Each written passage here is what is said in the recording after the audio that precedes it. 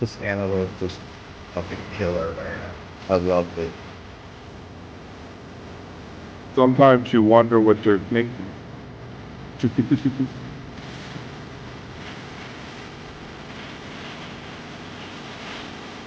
Welcome to Wook Plus on Weekend Wook, joined by Kev, the Great Went, and T. What's up, guys? I'm happy to be back with Wook Club. We got a fun one today. 41692. What do you think? What's your big takeaway? I love PHiSH in 92. They were hungry.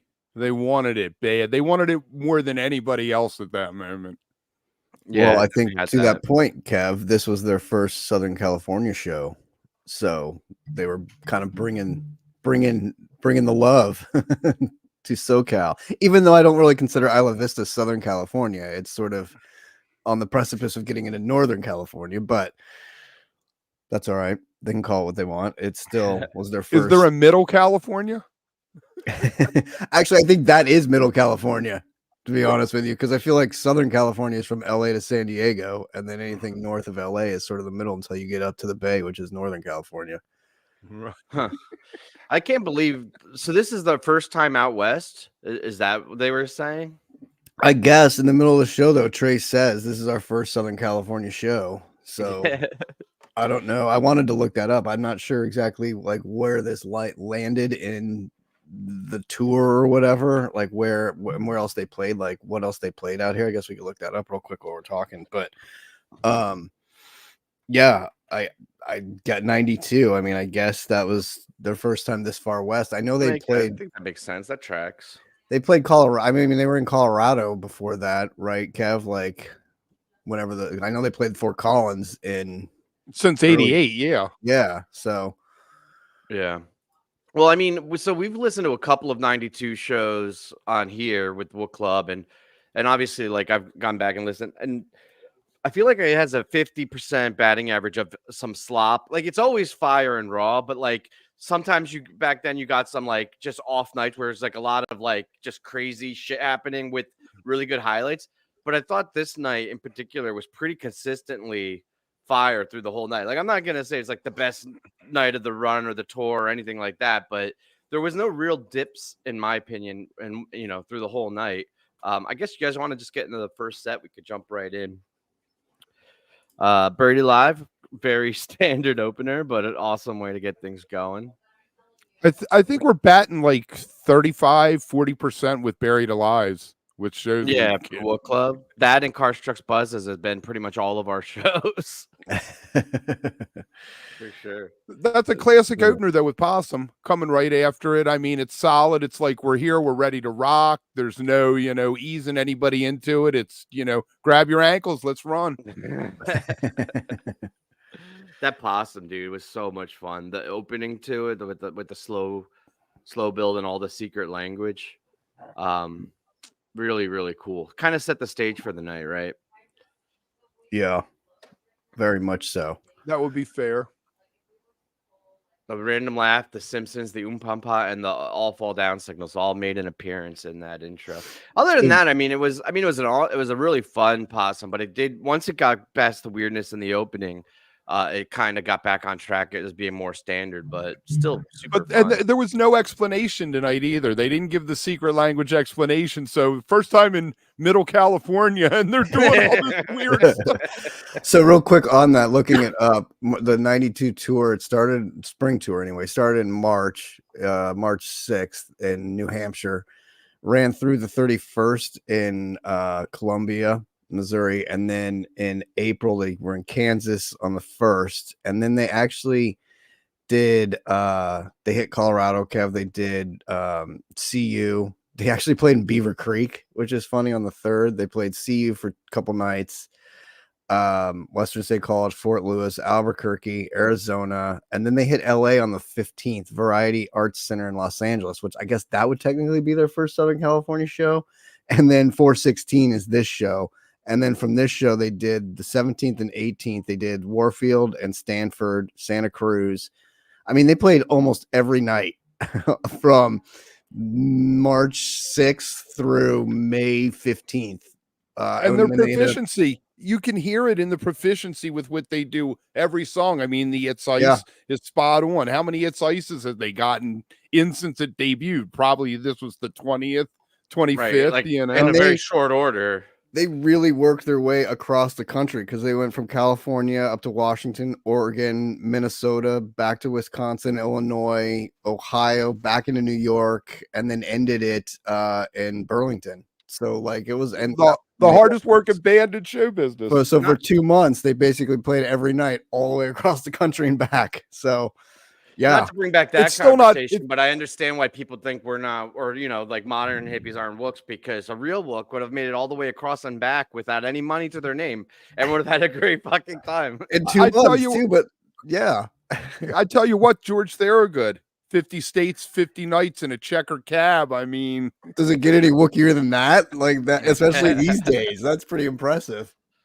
Yeah, you're right, Kev, though. This It's Ice was spot on. Sounded great. And you could tell like they were starting to push out a little bit from the composition, right? Like Mike was doing all sorts of funky shit with his bass lines that weren't standard. And I think the first couple that they do, if you listen, they're very like locked into like the composition because they're getting it worked out. But then once it gets locked in, they're able to move with it.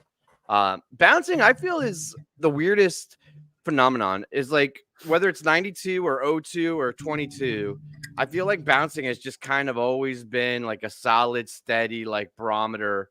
You know what I mean? Like it doesn't sound all that different to me than any other bouncing I've heard. It's very consistent through the years. Nice palate cleanser after the It's Ice. I think it was an appropriate place for it. It's one everybody knows. Oh, cool. This is the tune we know. I don't know what that last thing was, but or those crazy signals they were doing. Right. Yeah, Yeah. I mean, it's fun where like a fourth song in the set, it's kind of perfect for it right there. It is a nice slower song and kind of mellows everything out after the Possum and the Ice that kind of gets you going crazy a little bit. And then a melt after it, which gets you kind of right back into, especially that drop at the bass at the beginning with don't, you're kind of like, all right, like very fun. It's they have, and I don't know if it's just the mix or if that's what it sounded in the room, but it was so punchy and just like so locked in the earphones. And I love the way that Mike and PHiSH sounded together in this melt. Just absolutely fantastic. Yep. Yeah, but they still hadn't quite found it. I think knew you it, were going there. It's good. I'm glad you are, but I feel like I feel like 93. There was the Red Rocks one, obviously was the one where they completely broke out. And then the one the night before or 2 nights before that in Kansas or somewhere, they really opened it up. But it was pushing towards that. Like you said, with It's Ice, they were like, all right, what can we do? We have this song. It's pretty standard. Let's see how we can break down some walls. Yeah, exactly. I think this melt was great for the composed section of it, but hadn't really experienced or got evolved to the jam part of it. But the beginning groove and like the actual composed section was fucking great. And then I guess it would find the jam that it would become later on. They kept up with the clean execution right into Rift. I thought Rift was another one, just like It's Ice and Melt, that was pretty spot on. They were still shiny and new. Rift. Yeah, they were still shiny and new. They had been in the studio and recorded them. They probably had rehearsed them. I mean, this was the point where they were rehearsing for hours at a time too. So they probably were like, let's run through it. Maybe why Fishman hates it. Yeah, right. I mean, when did the album release? It was February 93. So this was before it had even been laid. Well, maybe it had been laid down with the way the calendar works. Right, because Or Nectar came out. Yeah, Nectar came out on my 21st birthday in 92. Oh, it was recorded in September 92. So yeah, they hadn't even gone to the studio yet. This was just getting it all worked out on out in the field, as it were. Which is crazy because I mean, look at. I mean, those songs all the way up through until you get into like Forbin's there, but like those first run of songs is incredible. Like it's such a great, it's PHiSH, right? Like, I mean, this is the PHiSH that I fell in love with and that I first started seeing, and it's fucking amazing to get all these bangers that at the time weren't really bangers yet, right? Like they were just like you said, like working them out a lot and trying to figure out what you were doing with them. And This was base level fish. This was fish, right? This was how I you tell you what, define fish. I will say that the first time I heard Rift, I was well, the first time I heard it was a slow version. That doesn't count because I was in this alley smoking a joint. But the first time I heard Rift as it exists now, I was sold one, and I was like, that's what I'm looking for. Yeah, hell yeah. And actually, not to point out a flaw in your statement, T, but you said up through through Forbins, but I would say Forbins, Icculus, and Mockingbird and Antelope are all in that same category too. I think this entire set was just right, but then you start getting into sort of the narration songs and the more the storytelling songs, sort of, which are a little bit. I always separate those from the rockin' songs, so to speak. You know what I mean? Sure. Like that's all I was saying is like right, you it's get like the other side of the coin, right? Like Right. Fish has the two faces. Right, It has and the these are rock the ones ragers that and are the like weird narration. fish where you're trying to get people into it and they hear these songs and they're like, I'm not really into this part of fish, but then they hear something like Maze and they're like, yes, this is the fish like I want to rock to, you know. So it's like that double side of it. That's all I was trying to say with that. I'm the nerd that was like the narration is what really got me. I was like, oh, this is fucking like fantasy and music. It's awesome. Yeah, Essie, we actually we're almost well, you know what, I'll jump ahead. We discussed the vinyl on the Discord this morning. That is interesting. I don't know why they didn't have it, but we'll be talking about that tomorrow night on Live too. But yeah, we did see that. That's crazy. Sorry, I didn't want to lose that comment. All right. So then we got out of May. No, wait, where were we? We were in feet. We were rifting it. Yeah. I know. And then T brought me up to Colonels. I was all excited to talk about that. But yeah, I thought the was good. What I was gonna say was my point with like saying about those songs was it's kind of interesting to get a bouncing and a fee in the set and two songs apart. You know what I mean? Like nowadays you usually don't get them in the same set. And if you do fee sometimes, yeah. You know, so this was like that early stage of like just throwing everything at you, and you're like, oh, a bouncing and a fee. This is so early fish, like it's crazy. Yeah, I tell you what, the fee, I like the out of the fee. I think that it was one of the more adventurous, I guess, versions. And I guess they had a point they were going to, though. They knew where they were going to end up with that. Which is awesome because, coming out of it into that maze was like, again, such a cool little piece, just a little snippet of brilliance there, you know? Right. Exactly. Yeah. And another Rift song then. I mean, they're like, all right, we like Rift. Come on. We just put out Picture and Nectar, but fuck those songs. Let's do all the new songs. I mean, and it's funny because like Antelope was the song that got me into them, listening to them on a CD that my buddy made me listen to. But Maze was the first song that like I really off of Rift that I really you owned. Like, that you were like, this song fucking rips, like just to begin the dun, dun, dun, dun, dun, dun, dun, and you're like, fuck yeah, like yeah. And so to get both Maze and Antelope in this set is like, yes. Yes. Super solid versions too. I mean, the Maze was really, really well done. Yeah, we'll talk about this Antelope too. I was about to jump into it. I was like, nope, gonna hold back. Nope, hold back. Stay disciplined. Then we get the only song off Nectar, Gula Papyrus, which I love. I know a lot of people think it's feeble and they discount it, but I have so much fun with it in the AS, carnival or whatever they call it, the AS festival section with Paige. I think that gives him a great chance to shine a little bit. Did we listen to different shows? What are you talking about? The fuck are you talking about? I can't read. I'm sorry. Get closer to your screen. I can't because I had to make it tiny. I figured out how to fix my problem. I was like, what the fuck are you talking about? Sorry. I thought you heard like a tease going in. I didn't remember. I did not remember them playing it, but I was like, okay. No, now is when we go into Colonel Forbin's Mockingbird, Icculus Mockingbird, which I'm kind of grouping this whole run together.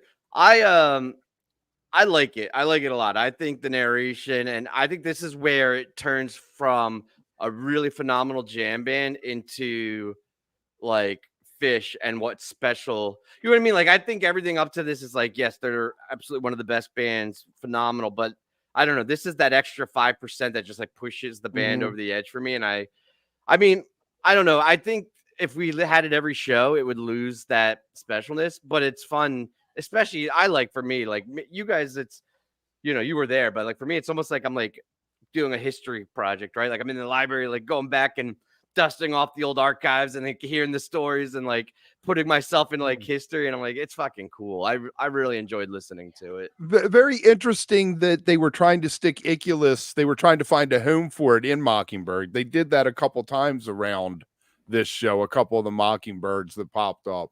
Yeah, you were saying that like a couple in a row, right? Yeah, they were. It feels like one of those things. They're like, all right, let's try to put these 2 songs together. These 3, maybe we'll have a little Game Hinge mini suite we can bust out. Right. And that's kind of, I mean, Forbin's with Mockingbird's always. Mockingbird is the best. When he hits it, like when he that's hits the it. sad part is he doesn't hit it all the time, but when he hits it, it's fucking incredible. Yeah, I agree. And it's just, it is a good, it's a fun, again, like this first set is just so PHiSH. Like you get a little bit of everything in it. You know what I mean? Like this is what it's all be about. A lot cooler with a Gula Papyrus in it. Hey, in your mind, they did it. So, I love his commitment to it too. That was awesome. You had this awesome transition set up. It's I great, shouldn't have called him out. I should have just let him go. Right. Wrong pipe. Well, T, right. why don't I know you've been chomping at the bit for this one? This has been, I think, clearly your highlight. Why don't you take us into Antelope? I mean, it just from the beginning of it coming out of Mockingbird into it, it had that feel. It had the signals in it, which I always loved in the early days when they do the stop down, especially the Simpsons when they do the and it just it adds that whole element of fun into what Antelope used to be and what it was like starting out as, and then it just catches fire. I mean, it's so, yes, it's raw and it's early, but goddamn, it's just like it just goes. It's just so fucking blistering, and again, even back in '92. It was being set up as the set closer. I mean, it's just the perfect set closer. It's always done its job from its rookie years in '92 to its, days so today. Comfortable. They're so comfortable with the song too at this. I mean, I guess what it had been since 86 probably. 85 is when they first busted it out. So it was one of the songs they were completely comfortable with. And Trey started that riff. They were all like, oh, we got this. And it's why they could have fun with it with doing the signals at the beginning. And like, cause it had already been through what they were trying to get like ice and melt into into at this time. Antelope had already gone through all of that. So it was a fun, relaxed, let's just do some crazy shit with it. Change the lyrics. Interesting. That's interesting you say that, because Possum, Bowie, Antelope were the 3 main songs that we got Secret Language in, and they were all old ones, like you're saying, right? Because they're comfortable. That's great. And it was the way of changing it up and being silly and being fishy in these songs that they'd been playing for a while. So it was just, but then on top of it, it fucking rips. It's just like so awesome. Like you're like, yes. So yeah, it's just, it was my favorite song of the show, I think, but definitely of the set. The way I was thinking about that, Kev, too, about like getting comfortable, is it's like when it's new, you very much hear Trey's musical personality in the music, because it's the composer and the setup. But as they become more and more comfortable and get it under their fingers, then you hear the whole band's personality. You hear Mike's musical personality starting to show up more in Page's and PHiSH's. So, I mean, don't get me wrong. I think we all love Trey's musical personality and what he injects into the music, and it's great. I mean, that's really what PHiSH is his through line. But it's when you get all 4 of them throwing in their flavor that you maybe really that's get part of music. Maybe that's part of my issue with a lot of the new songs, because they've only been done a couple times. They've only had Trey's flavor, right? And that Wave of Hope is Dad Rock. So you know. Do you realize that they've played Wave of Hope 24 times since it debuted, and they've only played Ruby Waves 28, and Ruby Waves was around a good year and a half before that. Yeah, but Ruby Waves, I mean, they got there. I think it's going to go by the wayside. I think maybe you get one or two. It was a flat. I don't know if I agree with that or not. I don't have an opinion, but it was a very fast rise. Like, I mean, a couple of versions in, and they were already figured out how to take it way the fuck out. Anyway, let's do some housekeeping real quick. We digress. Well, I digress. I did see in the comments people ask about the Discord. We'll put that link in the description of this channel or of this video, and I'm gonna try to put it in with all of our videos going forward, along with our YouTube. Our Twitter and Facebook and Insta and all that. So you could just find it that way. It's been, there's mixed opinions about it. I know not everybody loves it, but I'm new to it and I've been enjoying it. I've really been enjoying having conversations with the community, and I'm excited to see how it grows. So if you're interested and you want to continue the conversation outside of Team Chat, come and join us. We need lots of people in it, though. It's a very little closed pool right now. There's 50 people in there so far, but I would like to add more people for sure. Everybody who's shout out subscribed to the channel should join, and then we'd have like 5,000. Okay, we'll build it up. It'll just be chaos. Also, tomorrow night we are back again with Wook Plus Live at 9:00 Eastern, 6 Pacific in the evening. So come and join us. And if you haven't subscribed, now would be a great time to do that. We're on our way to 5,000 subs, and I think I want to try to hit that before Monday Green with your help. So help us do that. All right, you ready, Kev? Why don't you're real? I can tell you're chomping to jump in. You forgot to housekeep Thursday morning as well. Oh yeah, do you want to throw? Well, it's Thursday afternoon for me. All right, yeah, let's do that too. I always try to go like just one day ahead because people don't plan that much, but this is a special occasion. So for today, we can say Thursday, huge announcement. We are debuting a brand new show, asterisk, because we used to do it in a different version, but now I would say it's a debut of a brand new show, Panels and Frames. It'll have all your pop culture goodies, just to hang out, right? T, you want to say anything else about it? Movies, comic books, Marvel shows, the MCU, the DCU, everything, summer movie previews, films, TV, streaming shows. We'll talk about House of Dragons. Yeah, everything that's coming out, just the real fun hangout, pop culture. Come with the chat will be involved, and then it'll be fun. We'll just talk about whatever's upcoming and stuff. We'll do it every week and break down shows and movies of the weeks and upcoming things and everything like that. It'll be a lot of fun. Yeah, and on a side note, I'm really, really excited about the look. We have T just did the intro for it. I think it looks fantastic. The music's cool. I did a whole layout for it. It's a very fresh look. It doesn't look like any of our other shows, so definitely check it out. Tune in just for that. It's very cool. Yeah, the layout. Yeah, it just looks cool. Even if you don't give a shit about the pop culture stuff, it just looks really freaking cool. It's fresh.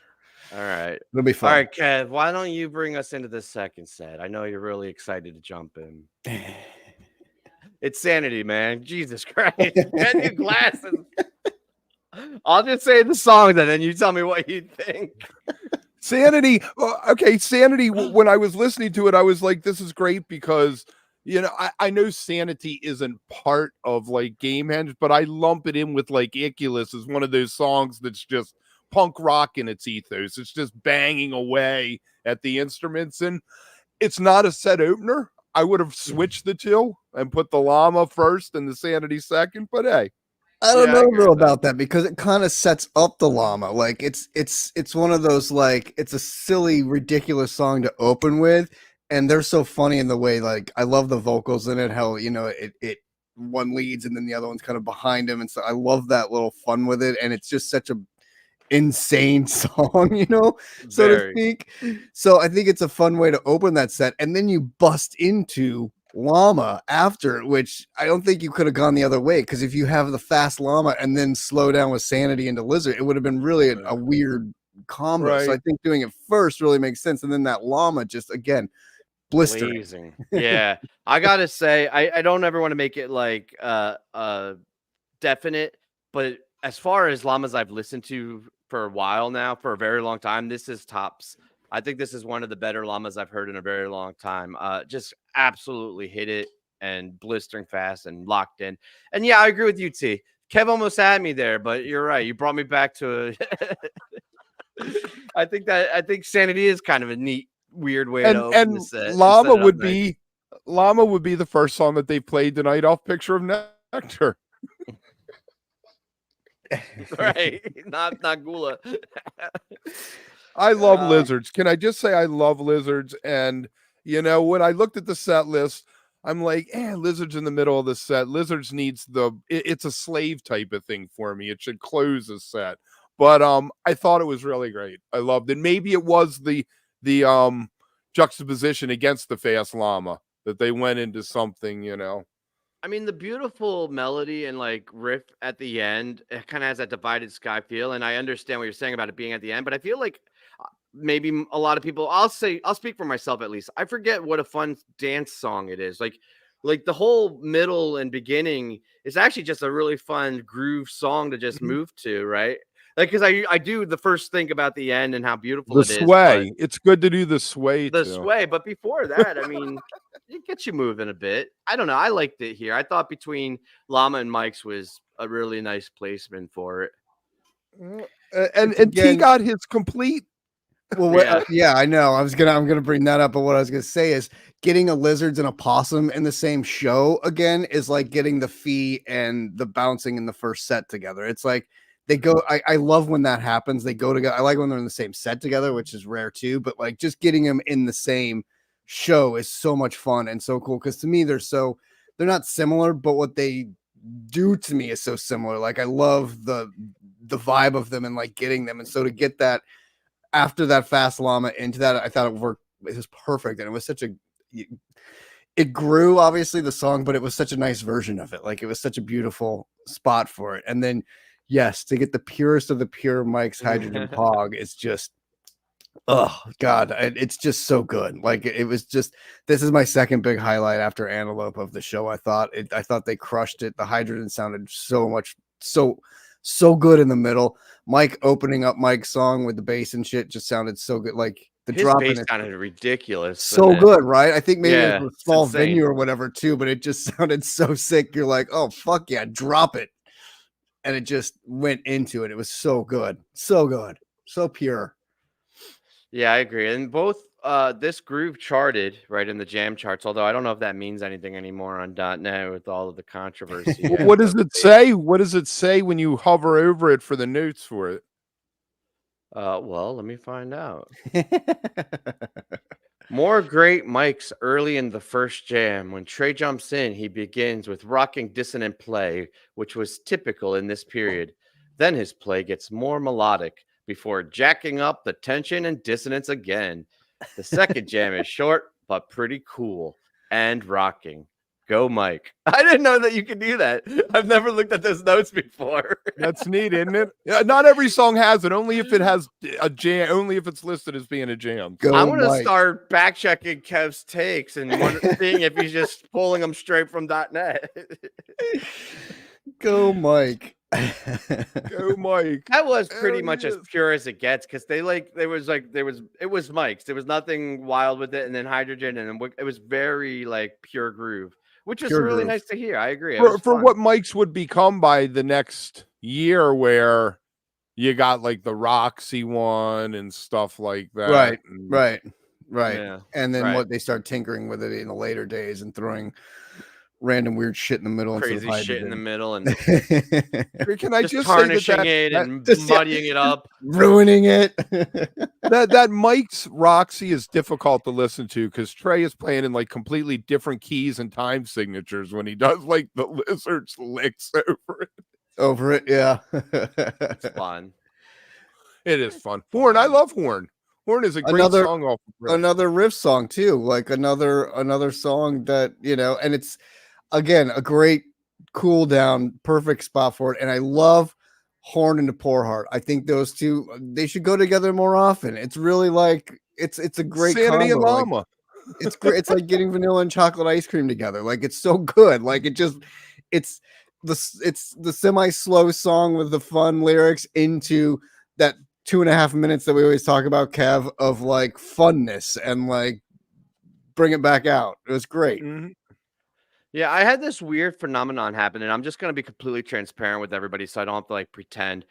I listened through this whole section, but from Horn to Cold as Ice, I went into like a flow state. I don't know if you do that where you're listening, I was hearing it, but like I didn't register. It's like kind of like driving home, and then all of a sudden you're home. What broke me out of it was the Cold as Ice because I was like, whoa, that's weird. Like that was like a very Zombie odd mode. thing. But right through Corn and Poor Heart, I guess it was just maybe what that means to me is it was very like serviceable, like just standard versions and hit it. And I've heard them so many times that like my brain was just like, oh, I know this. click and turned off. But yeah, I was really into it all the way through Weekapaug. My brain went into like a flow state, and then I came back out at Cold as Ice. So I don't really have much else to contribute on those two. That just speaks to how they were in the set, though. I think that works really well because of that, right? Like it comes out of that Pog, and you need something like that that's not super whatever. I think Horn fit perfectly as you don't have to overthink about it or anything. Right.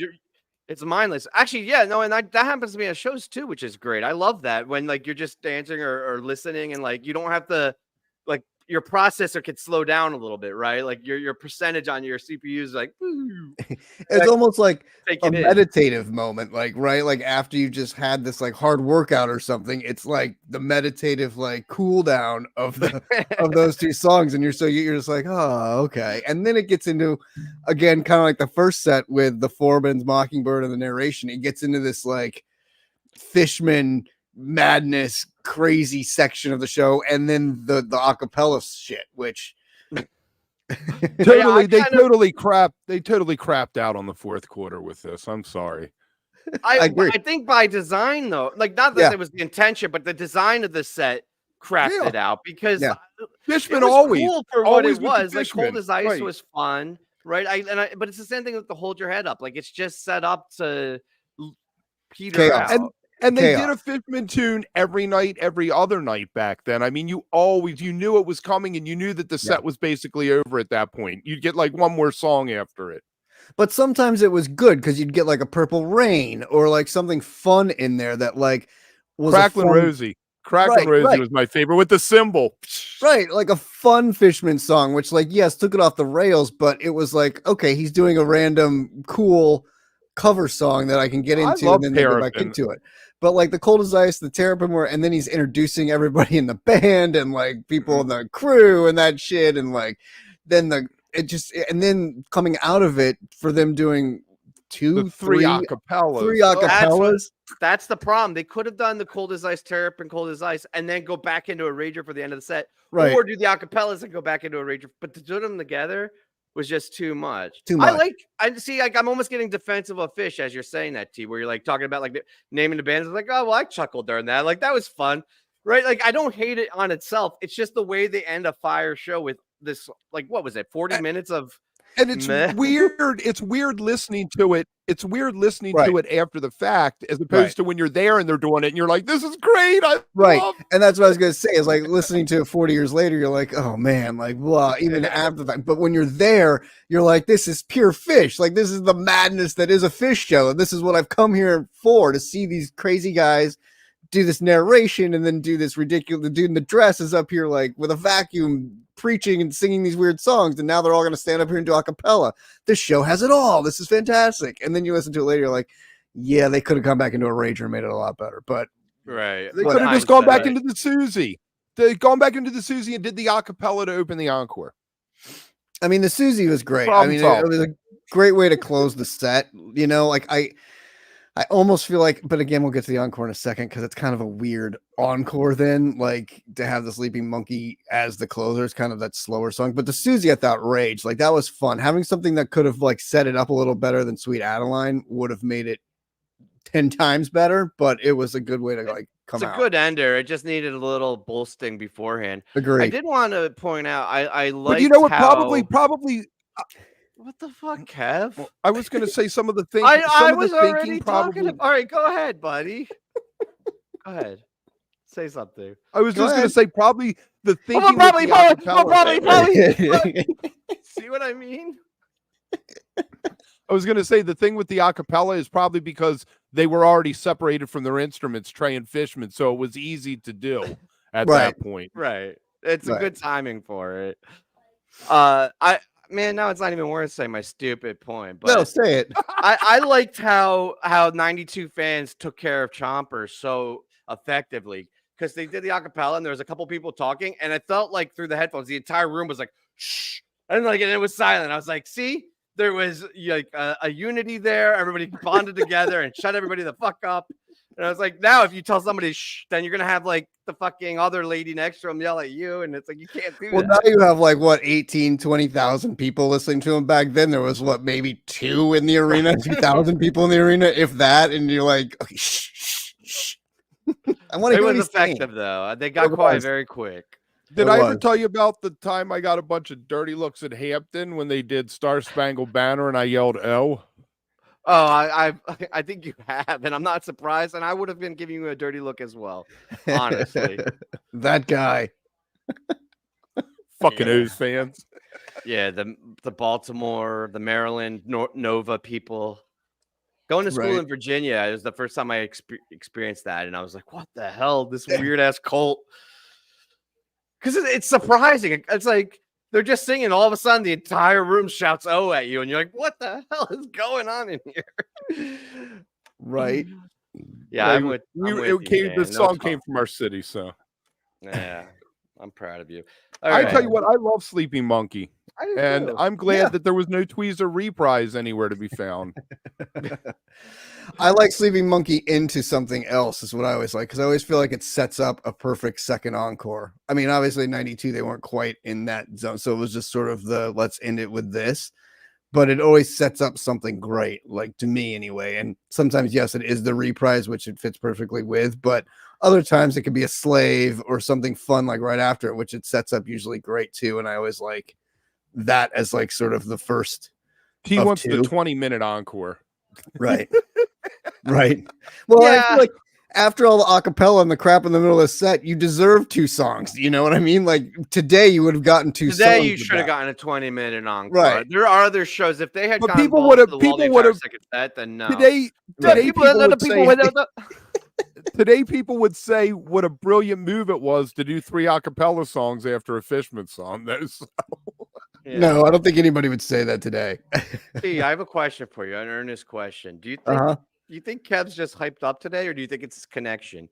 The like the shouting over us. I think it's hype.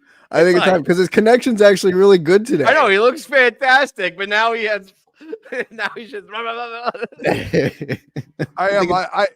It's past 10:30 Pacific time, so Right, exactly. See, I'm awake now. It's 1:30 for Kev. His coffee's fully flowing. He's good. Oh man. All right. Well, I think that's probably it. Tune in tomorrow for Wook Plus Live, and on Hey, Thursday.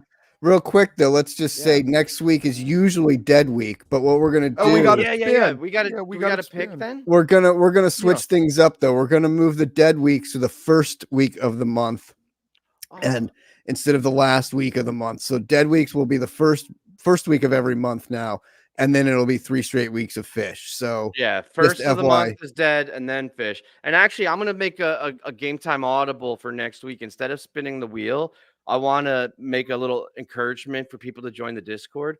So on our Discord, we have a channel for suggesting Wook Plus shows. Fuck you, Kev. So next week's show, we're gonna pick out of the Discord. If you want to suggest a show, sign up and put your suggestion in there. Kev, just make a burner account and put a suggestion in there that you Hey, you want. can put as I many mean, suggestions as you we want. do this like for a whole month? Didn't we have people pick for a whole month? Yeah, and you didn't get yours in, and it really hurt you. No, it's not that. It's I like the randomness. Well, Well, so it's randomly- kind of random with people choosing it too. I mean, it's like a bunch of random shows that people are submitting. All right, so guys, join the Discord and make it random so Kev doesn't get upset about it. That's right. It still isn't going to make it random. We're And Kevin and cutting I'll the be back pool for Oh, down. the dead I'm week. sorry, in Kev. 2 weeks. Yeah, dead in 2 weeks.